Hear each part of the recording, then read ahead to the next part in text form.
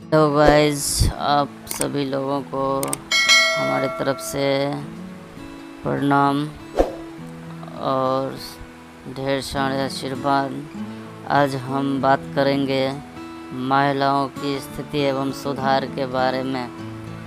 वर्तमान समय में अधिकांश विद्यालयों, कॉलेजों एवं विश्वविद्यालयों में लड़के एवं लड़कियों एक साथ शिक्षा ग्रहण कर रही है। पढ़ाई के बाद विभिन्न नौकरियों में अपना योगदान दे रहे हैं। यह विवाह किसी भी जाति या समुदाय में हो सकता है। विधवाएं दोबारा विवाह कर सकती है, पुरुषों की तरह वोट डाल सकती है और चुनाव लड़ सकती है। इस प्रकार उसकी स्थिति में काफ़ी सुधार आया है। लेकिन 200 साल पहले के समाज को अगर आप देखेंगे तो उस समय लड़कियों का स्कूल और कॉलेज में पढ़ना साधारण बात थी। कम उम्र में ही उनकी शादी कर दी जाती थी। पर्दा प्रथा के कारण वे सामाजिक और राजनीतिक जीवन में भाग नहीं ले सकती थी। विधवाओं को दोबारा विवाह करने की इजाज़त नहीं थी। उनका जीवन अकेलापन और कठिनाइयों में बीताता था। हिंदू समाज में विधवाओं को सती होना पड़ता था, अर्थात अपने मरे हुए पति के साथ चिंता पर उन्हें जला दिया जाता था। समाज में पुरुषों को सारी सुविधाएं प्राप्त थी और महिलाएं इन सब से वंचित थी।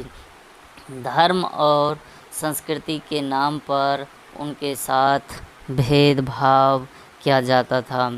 भारतीय समाज में लंबे समय से स्त्री पुरुष के बीच एक असमानता की स्थिति बनी रही है।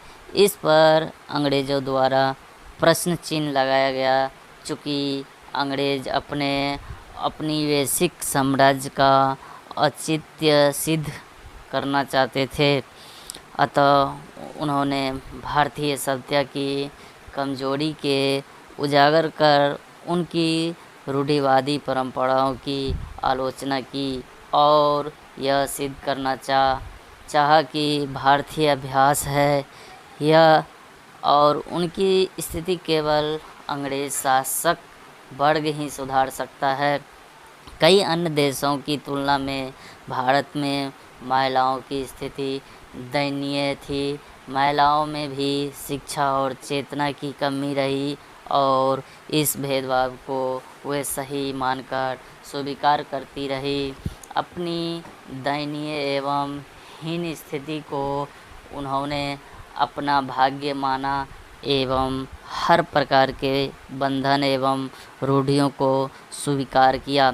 महिलाओं की स्थिति में सुधार लाने के उपाय तब शुरू हुए जब अंग्रेज़ों द्वारा इन प्रथाओं की आलोचना की गई, जिसमें जेम्स मिल जैसे विद्वान मुखर रहे।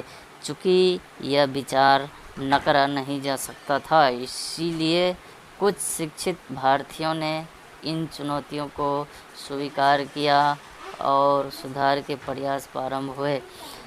समाज सुधार के इन उपायों के केंद्र में महिलाओं की स्थिति में सुधार लाते हुए उन्हें समाज में सम्मानजनक स्थिति तक पहुंचाना था।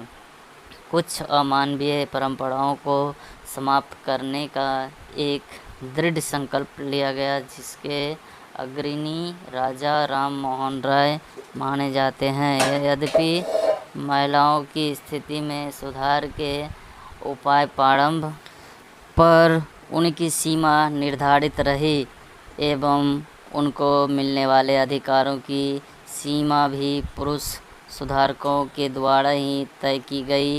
इन बाध्यताओं और इस प्रकार के सीमित उद्देश्य होने के बावजूद महिलाओं लाभान्वित हुई। कुछ कुप्रथाओं का घोर विरोध हुआ और उन संकीर्ण विचारों को दूर करने के लिए शिक्षा पर बल दिया गया। पढ़े लिखे भारतीयों को भी यह बोध हुआ कि सामाजिक सुधार, राजनीतिक स्वतंत्रता, आर्थिक विकास एवं राष्ट्रीय चेतना को बढ़ाने में महिला उत्थान एक आवश्यक कदम था। अतः इनके विकास में रुकावटों का अंत जरूरी था।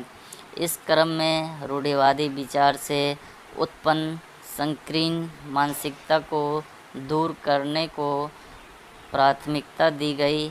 एक नई चेतना जगाने के प्रयास किए गए जो सामाजिक दोष को हटा सके। रूढ़िवादी एवं संकुचित विचारधारा केवल शिक्षा के द्वारा समाप्त की जा सकती थी। अतः महिला शिक्षा पर बल दिया गया ताकि एक उदारवादी एवं प्रगतिशील दृष्टिकोण समाज में बन सके।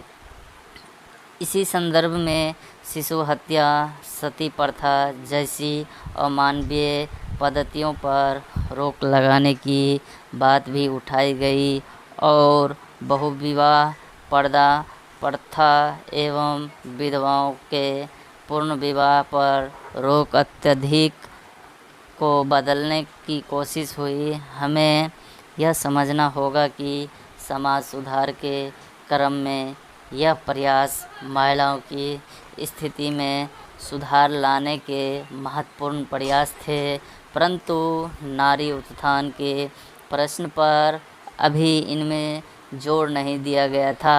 महिलाओं को समाज में समानता का अधिकार मिले, ऐसे विचार की कमी हम इस पूरे संदर्भ में पाते हैं। इसलिए इन बदलती परिस्थितियों में भी महिलाओं मूल अधिकारों से वंचित रही। मुख्यतः पैतृक संपत्ति पर अधिकार की बात लंबे समय तक उठाई ही नहीं गई। सबसे पहले शिक्षा के क्षेत्र में महिलाओं को शामिल करने के उपाय प्रारंभ किए गए, परंतु इनका प्रभाव उच्च वर्ग की महिलाओं तक ही सीमित रहा। जब 19वीं सदी में समाज सुधारकों के द्वारा महिलाओं के लिए शिक्षा के प्रयास हुए तो उनका प्रभाव सीमित रहा। फिर भी उस समय की परिस्थितियों में यह एक सराहनीय प्रयास था।